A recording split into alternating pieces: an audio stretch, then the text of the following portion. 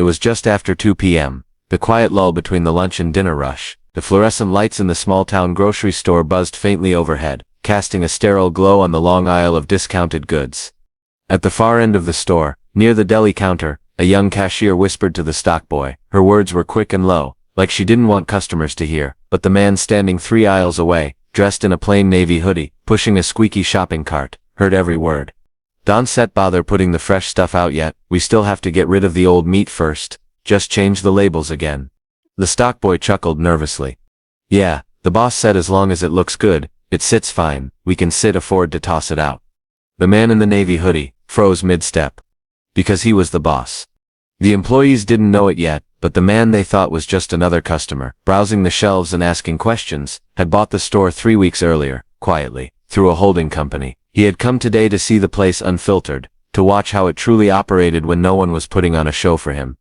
What he was witnessing, though, was worse than he imagined. A deliberate plan to sell spoiled food, expired meats, bad dairy to the very community that trusted this store to feed their families.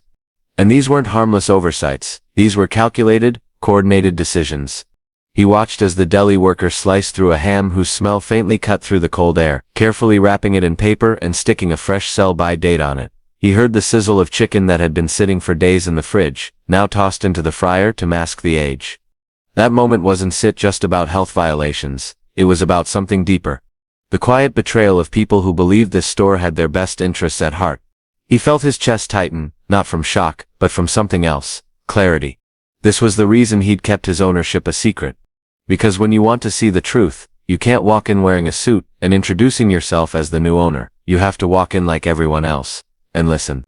Here sits what that moment teaches us. Sometimes the most powerful person in the room is the one nobody notices. And in less than 5 minutes, these employees, laughing, joking, casually poisoning their neighbors, would find out exactly who they were talking about. But the way it happened, that would become the story everyone in town told for years. The man's name was Marcus Ellison. 52 years old, tall, a slow, deliberate walk, the kind of presence that didn't ask for attention, yet somehow filled the space. Most people in this town knew Marcus only as that quiet guy who bought the old textile plant before it shut down. They didn't know the rest of his story, because Marcus had spent most of his life keeping it out of sight.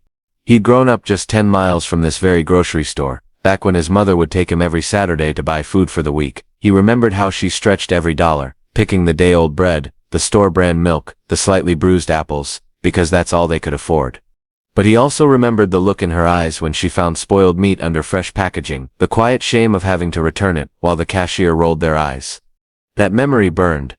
Decades later, after a career that took him from the shipping docks to corporate boardrooms, Marcus had returned to his hometown, not for nostalgia, but for something deeper. He'd seen enough of the system to know that when a store in a working-class neighborhood cuts corners, it's rarely an accident. Here sets the truth most people miss. Rotten food on the shelves isn't just about one bad employee, it's about the invisible math that corporations run behind the scenes.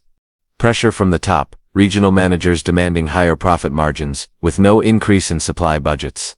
Unspoken directives, loss prevention policies that quietly encourage stretching expiration dates. Disregard for certain customers, a belief that poor or black communities will complain less or accept lower quality because they have other options.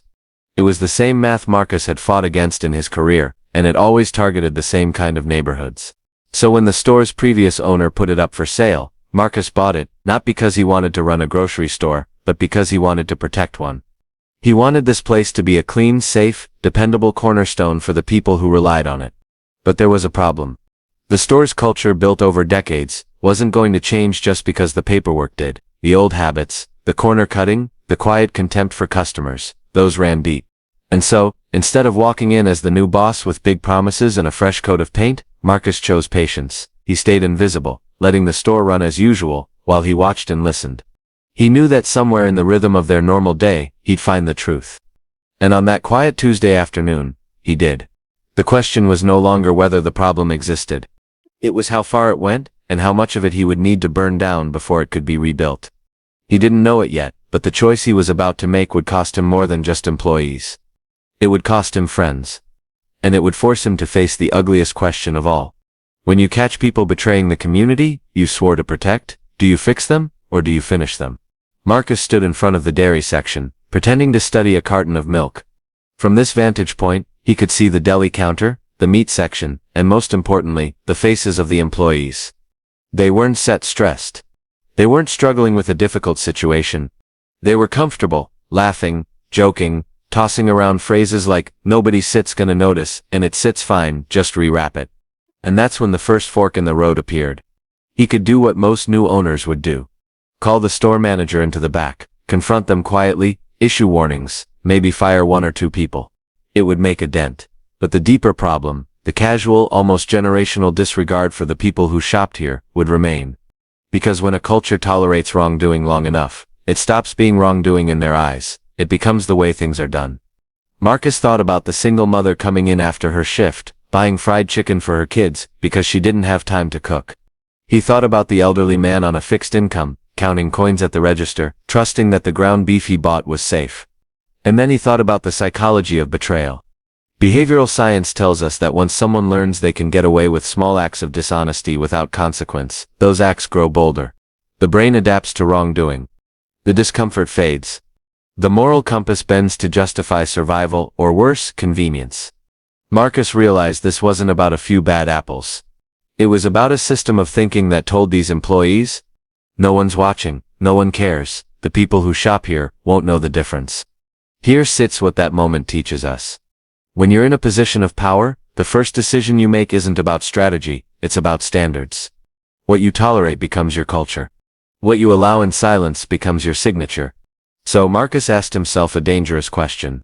If I let this slide, even once, what am I really telling them about who I am? His pulse slowed. The choice was clear. He wasn't going to send a memo. He wasn't going to hold a meeting. He was going to show them in front of customers, in the open, exactly what happened when you betrayed the people you served. But before he could act, he needed to make sure he knew exactly how deep this rot went. And that meant playing the role of just another customer for a few minutes longer. Marcus drifted toward the deli counter, his cart still half empty. His body language was casual, but his eyes were working like a lens, capturing every detail. The woman behind the counter smiled in that perfunctory way of someone who has done the job too long to fake real warmth. "Can I help you?" she asked, already reaching for the slicer. Marcus leaned in slightly, lowering his voice, like he was about to share a secret. "Yeah, I'm looking for something fresh, been burned before buying old meat here." Her eyes flickered, just for a second, that was all he needed. A tiny muscle in her jaw tightened, then she reached for a tray under the counter. What she lifted was the exact shade of ham he'd seen her relabel minutes earlier. She wrapped it quickly, placed it on the scale, and printed the sticker without a word. He didn't confront her. Instead he asked for a pound of the chicken strips frying in the corner. She handed them over in a paper box, steam rising from the battered skin, covering the faint sour smell he'd caught before. Marcus wasn't just buying food, he was collecting evidence. Here sits where his background gave him the edge. Years earlier, working as a regional operations director for a national food chain, he'd been trained in supply chain auditing, how to spot violations without tipping anyone off. He knew exactly what the county health department would want to see. He knew which photos would matter, which phrases on receipts would be damning, and how to timestamp it all so no one could deny it later. And in his pocket was a small pen-shaped device, something he'd carried for years. One click, and it began recording. Another click, and it captured still images. Hidden power isn't always about strength, sometimes it's about preparation. By the time Marcus reached the checkout, he had expired products in his cart with fresh labels, audio of employees openly discussing the practice, video of unsanitary handling in plain sight. The cashier scanned his items without looking up, chatting with another employee about weekend plans. Marcus swiped his card, took the bag, and walked toward the door, his pulse steady, his plan forming. What the staff didn't know was that Marcus wasn't going home to eat this food. He was going to make 2 stops, one to the county health inspector, and one right back here. The difference? When he came back, he wouldn't be the quiet man in the navy hoodie. He said, be the owner, and the reckoning. Marcus sat in his truck, the bag of fresh groceries on the passenger seat. He dialed the county health department, asked for the lead inspector, and explained calmly precisely what he had just witnessed. But the voice on the other end was slower, flatter than he expected. "Sir, we still take your complaint, but inspections have to be scheduled. There's a backlog, could take weeks." Weeks? By then, the evidence would be gone. The employees would get wind of an inspection, scrub every counter, and throw away every questionable item. Marcus pressed harder. People could get sick tonight. What if this food is already being served to families right now? The inspector sighed. I understand, but we sit stretched thin. Do you have any proof? Proof? He had recordings, receipts, timestamps. He had enough to shut the place down. But as he started to explain, she cut him off. Email it to us. We sell review and follow up. Click, line dead. That's when it hit him. The system wasn't built to move quickly for people like his community. If this store had been in a wealthy suburb, the inspector might already be in the parking lot. But here? A few more sick customers wouldn't make the evening news. And so Marcus realized, if anything was going to happen today, it wouldn't be because the system stepped in. It would be because he did. But just as he was about to turn the truck around and head back, his phone buzzed. It was an old friend from high school, now a city council member, who had heard rumors about his quiet store purchase. Marcus, I heard you're sniffing around the grocery business. Word travels fast, just be careful. The store SIP's been a cash cow for certain people in town for years. If you start making noise, you might find yourself with more enemies than you think. Enemies. Marcus wasn't worried about losing friends, but this was a reminder. Every time you challenge a corrupt system, you're not just going up against individuals, you're going up against the network that protects them. Still, he felt no hesitation. If this meant breaking the store's crooked alliances, so be it. He started the truck. Today wouldn't end quietly. Marcus parked in a side lot across from the store, the engine idling as he sat in the quiet. The initial rush of anger had cooled into something far more dangerous, clarity. He replayed the last hour in his head. The relabeled meat. The easy laughter over cutting corners. The health department sits delay. The warning from his old friend. The truth was now painfully clear. If he wanted this place to change, he couldn't ask for help. He couldn't wait for the system. And he couldn't fix this with quiet memos or polite discipline. This had to be public. Visible. Undeniable. And here sits what that moment teaches us. There are two kinds of power, positional and situational. Positional power is about your title, your authority, your rights. Situational power is about timing, leverage, and striking, when the opportunity leaves no room for denial. Marcus had both in his hands, but until now he'd kept them hidden. Today he would put them on display. He reached into the glove compartment and pulled out a slim black folder of documents, proving his ownership, the transfer of title, and his authority over every square inch of that store. He placed the receipts, audio recorder, and photos alongside it. Then he made one more call, not to the health department, but to a local reporter he trusted, someone who'd grown up here, someone who understood what it meant when a store poisoned its own community. I'm about to shut a business down in the middle of the day, Marcus told him. You might want to be here with your camera. The reporter hesitated only a moment. Where should I meet you? Marcus gave the address. Then he did something that would define the rest of the day. He called the store SIP's assistant manager and said, in his calmest voice, gather every employee near the registers. The owner sits here to talk to you. There was silence on the line. The owner? She asked. Yes, Marcus said, and I shall be there in 5 minutes. When he hung up, he looked at the bag of spoiled food sitting in the passenger seat. It was no longer just evidence. It was going to be Exhibit A in a trial that would take place in front of customers, employees, and the local press. He turned off the engine. It was time to walk in, not as a stranger, but as the storm. The bell above the grocery store door jingled as Marcus stepped inside. This time he didn't push a cart. He walked with empty hands, except for the black folder under his arm, and the crumpled grocery bag swinging from his fingers. The assistant manager, a woman in her 40s with sharp eyes and a forced smile, approached quickly. Sir, you called, the staff is waiting. Her tone was polite but cautious. She was trying to read him. Marcus nodded without breaking stride. He followed her toward the front, where a small knot of employees had gathered near the registers. Customers glanced up from their shopping, curious but not yet concerned. Marcus didn't speak right away.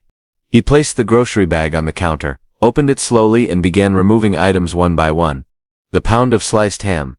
The chicken strips, now cooling in their box. A package of ground beef with a sell-by date that was officially tomorrow, but whose receipt time stamped it as expired 3 days ago. The employees shifted uncomfortably. A few crossed their arms. One avoided his gaze completely.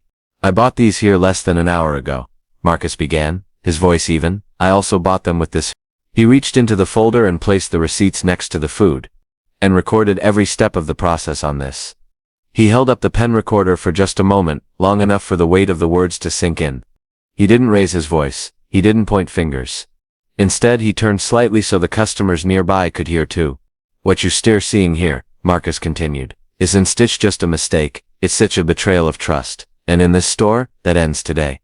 The assistant manager tried to interrupt. Sir, I don't know what you think. Marcus cut her off with a calm gesture. You don't have to explain to me. I own this store.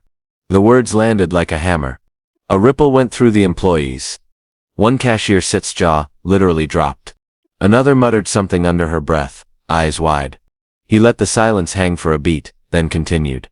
You've been running this place, as if the people who shop here don't matter, as if no one is watching. Well, someone has been watching, and now, every customer in this store will know the truth. Out of the corner of his eye, Marcus saw the reporter slip in through the door, camera in hand.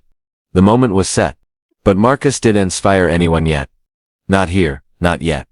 Instead, he announced, every employee will remain here until we review these recordings together in my office. If your hands are clean, you still keep your job. If they search not, he paused, letting the weight settle, you still be out before sunset. Some employees stood taller, defiant, others shrank back, glancing nervously at each other. The trap was closing, and they didn't even realize the most damaging evidence hadn't been revealed yet.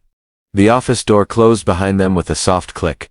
Marcus set the grocery bag on the desk, and motioned for everyone to stand in a semicircle. The reporter stayed near the back, camera rolling.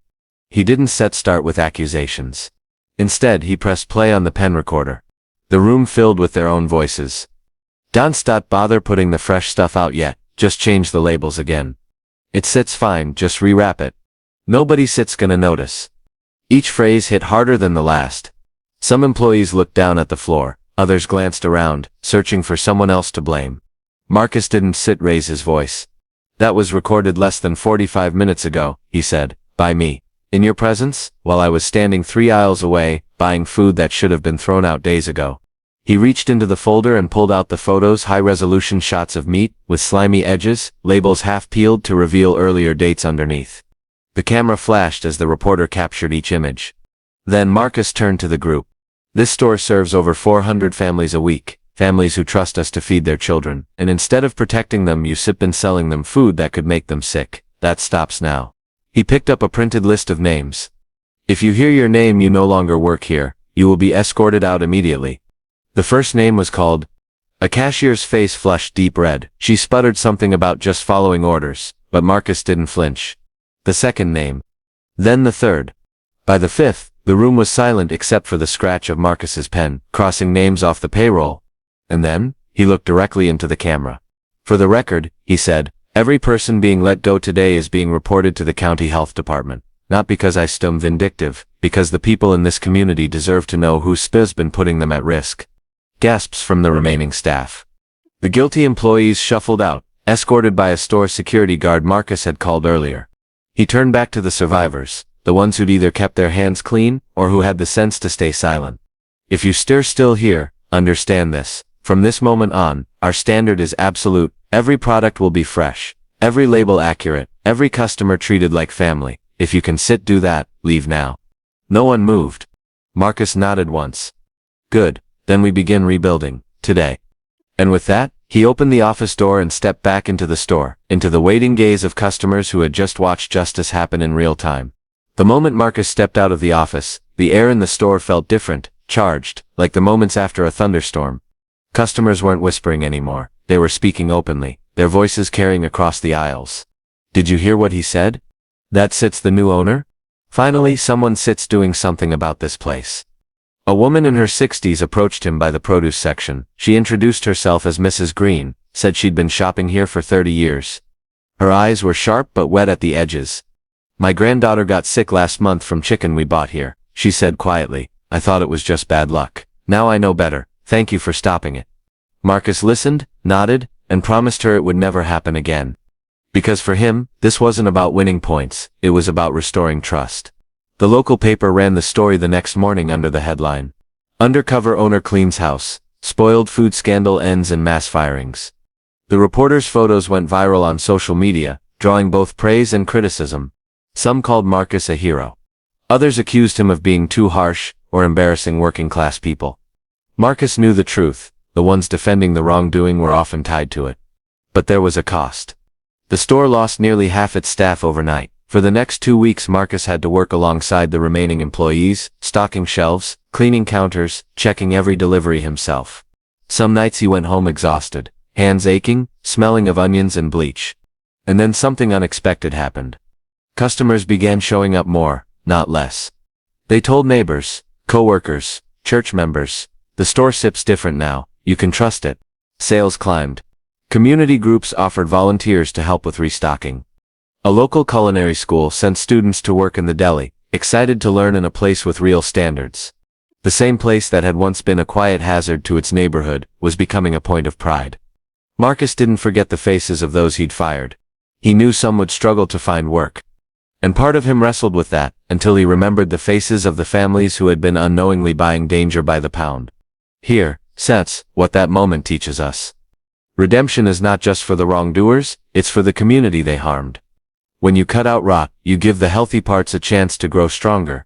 Months later, the store looked nothing like the one Marcus had walked into on that quiet Tuesday afternoon. The aisles were clean.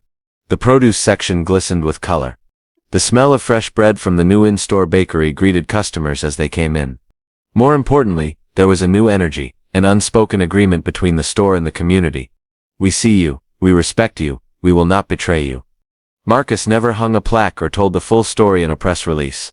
He didn't set need to. The customers told it for him, each time they filled a cart without second-guessing what was inside. When asked in a rare interview why he chose to handle the situation so publicly, Marcus said something that stayed with people long after the cameras shut off. If you correct wrongdoing in the dark, the rot will return. But if you correct it in the light, everyone learns where the line is, and that it sits not meant to be crossed. Here sits what that moment teaches us. Your leadership is not defined by the problems you inherit, but by the courage you show when those problems demand action. And courage, when rooted in integrity, doesn't just protect a business, it can heal a community. The legacy of that day wasn't sit the firings. It wasn't stay the headlines. It was the quiet transformation of trust into something unshakable. As for Marcus, he knew this wouldn't be the last time he'd face a moral crossroads. But now, he carried the certainty that comes from having stood in the storm and not flinched. So, if you take anything from this story, let it be this. Don't wait for permission to protect what matters. Stand up, even if your voice is calm and your steps are deliberate. Because the people who depend on you might not remember the day you kept the shelves stocked, but they will never forget the day you kept them safe.